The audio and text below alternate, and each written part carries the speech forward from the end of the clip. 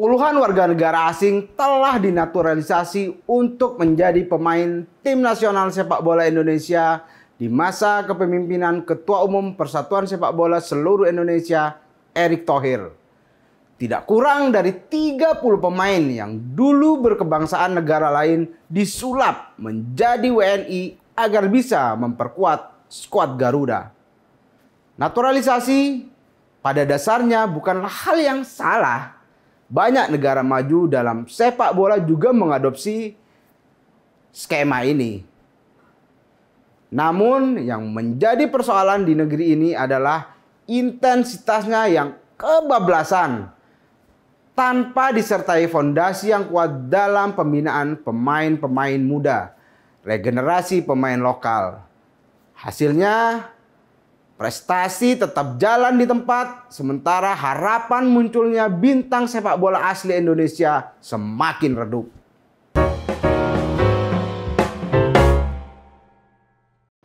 Halo Sobat Media Indonesia, berjumpa lagi dalam The Editors. Puluhan warga negara asing telah dinaturalisasi untuk menjadi pemain tim nasional sepak bola Indonesia di masa kepemimpinan Ketua Umum Persatuan Sepak Bola Seluruh Indonesia, Erick Thohir. Tidak kurang dari 30 pemain yang dulu berkebangsaan negara lain disulap menjadi WNI agar bisa memperkuat skuad Garuda. Hasilnya, berselang tahun proses naturalisasi ternyata gagal untuk memenuhi target lolos ke Piala Dunia 2026. Setelah kalah 2 kali beruntun dalam putaran keempat kualifikasi Piala Dunia 2026 zona Asia. Pertama, takluk dari Arab Saudi. Dan selanjutnya kalah 1 gol tanpa balas dari Irak. Kegagalan ini juga menjadi pil pahit yang harus ditelan para pendukung Garuda. Padahal harapan sempat membuncah seiring gelombang naturalisasi pemain asing yang terus dilakukan oleh PSSI. Namun pada akhirnya ekspektasi tinggi itu kini telah kandas. Situasi ini patut menjadi momen refleksi. Apakah kebijakan naturalisasi yang begitu agresif bisa benar-benar menjadi solusi, atau justru jalan pintas yang membutakan arah pembangunan sepak bola nasional? Naturalisasi pada dasarnya bukanlah hal yang salah. Banyak negara maju dalam sepak bola juga mengadopsi skema ini. Namun yang menjadi persoalan di negeri ini adalah intensitasnya yang kebablasan tanpa disertai fondasi yang kuat dalam pembinaan pemain-pemain muda, regenerasi pemain lokal. Hasilnya, prestasi tetap jalan di tempat, sementara harapan munculnya bintang sepak bola asli Indonesia semakin redup. PSSI dan pihak-pihak yang berkepentingan tampaknya lebih tertarik melakukan skema impor instan para pemain ketimbang membangun dari akar rumput. Mentalitas serba cepat ini terlihat jelas dari strategi para pejabat PSSI.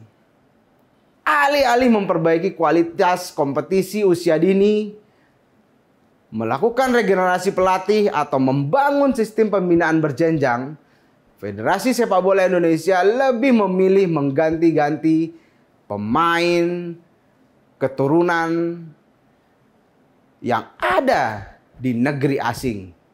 Seolah itu satu-satunya jalan menuju kejayaan. Padahal sejarah sepak bola telah menunjukkan bahwa keberhasilan yang kokoh selalu dibangun dari proses panjang dan sistematis. Erick Thohir memaksakan naturalisasi gila-gilaan untuk menutupi kegagalan di level pembinaan. Jalan pintas ini secara hukum sah-sah saja, tapi tidak memberikan penguatan apapun untuk sepak bola Indonesia, ujar pengamat sepak bola Anton Sanjoyo. Lebih ironis lagi, kehadiran para pemain naturalisasi seringkali menutup peluang bagi talenta-talenta muda Indonesia untuk berkembang. Ketika posisi utama di tim nasional sudah diisi oleh pemain yang sebagian besar bukan produk sistem pembinaan Indonesia, bagaimana mungkin bibit lokal, talenta nasional punya ruang untuk unjuk gigi? Situasi ini jelas menciptakan lingkaran setan. Pemain lokal, pemain nasional tidak akan berkembang karena minim kesempatan. Sementara federasi akan terus-menerus mengimpor karena pemain lokal tak punya prestasi dan kemampuan yang setara. Naturalisasi pun akhirnya akan menjadi semacam candu, solusi instan yang menggoda, tapi mengabaikan kerja keras jangka panjang. Ibarat membangun rumah tanpa diimbangi fondasi yang kuat, cepat selesai, tapi gampang roboh. Ketika hasil tak kunjung datang, masyarakat tentu akan kecewa.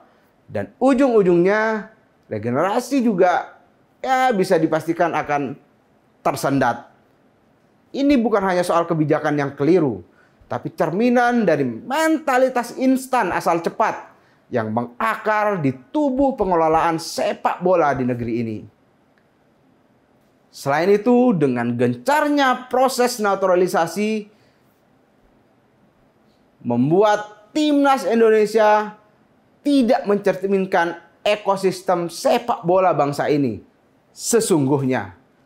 Pasalnya, tim Garuda yang bertabur pemain hasil adopsi yang tidak lahir dari rahim pembinaan sepak bola negeri ini hanya menjadi etalase bagus, tapi ternyata iklimnya tidak memadai.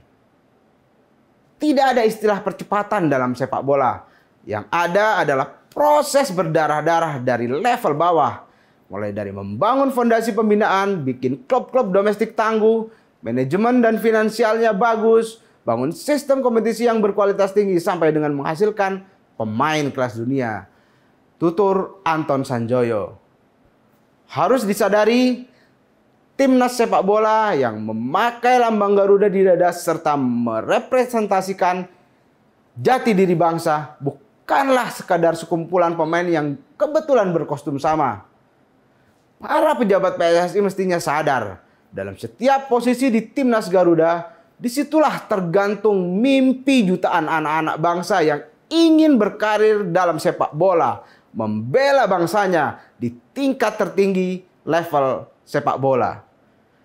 Pejabat PSSI juga mesti paham bahwa menjadi pemain timnas merupakan sebuah pencapaian tertinggi atlet sepak bola yang merintis karirnya secara serius lewat sebuah iklim kompetisi yang berat dan pahit, dari kecil, berjenjang, hingga menjadi profesional.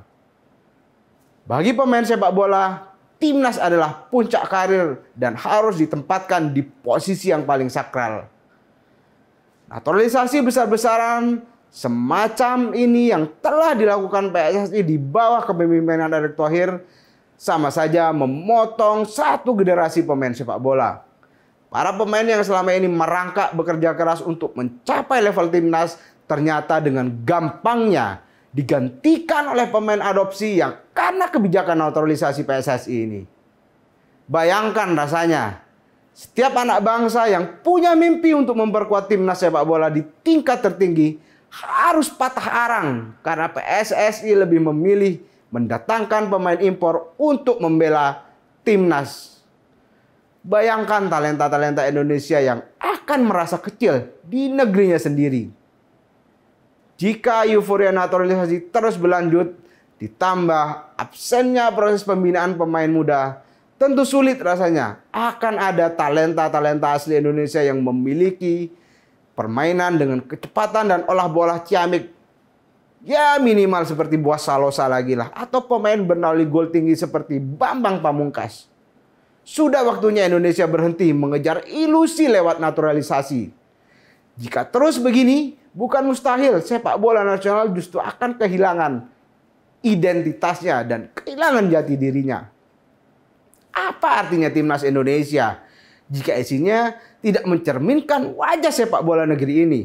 Lebih penting dari sekedar tampil di Piala Dunia adalah membangun fondasi kuat yang menciptakan kebanggaan jangka panjang dari rakyat, oleh rakyat, dan untuk rakyat, untuk para fans Garuda.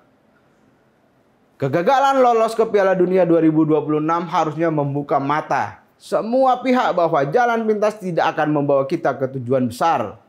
Ketua PSSI Erick Thohir dan seluruh pemangku kepentingan harus segera sadar dan berbenah. Investasikan pada pembinaan usia muda. Perbaiki kualitas liga, berikan ruang pada pemain-pemain nasional, pemain-pemain lokal, dan bangun sistem yang bisa melahirkan pemain hebat dari tanah ibu pertiwi.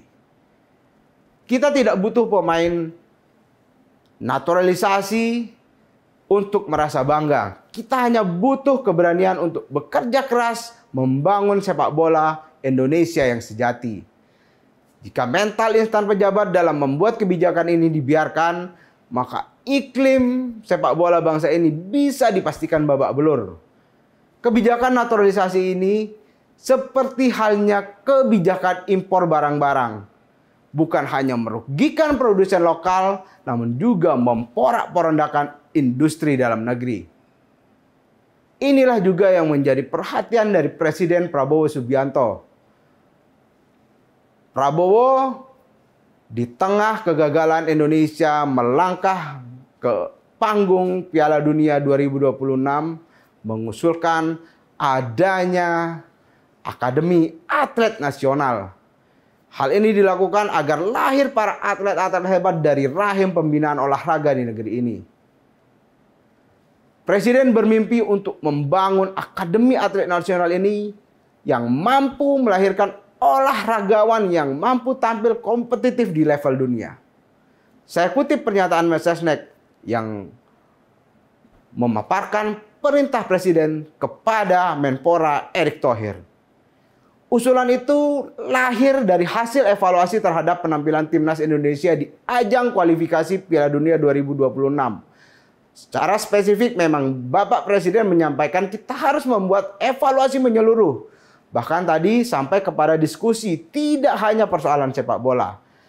Ujar Prasetyo Hadi di Jakarta, Selasa 14 Oktober seperti dikutip mediaindonesia.com. Jika Erick merasa tidak mampu ataupun tidak mau untuk membangun fondasi sepak bola Indonesia dari bawah, maka solusinya ya, tanggalkan jabatan itu.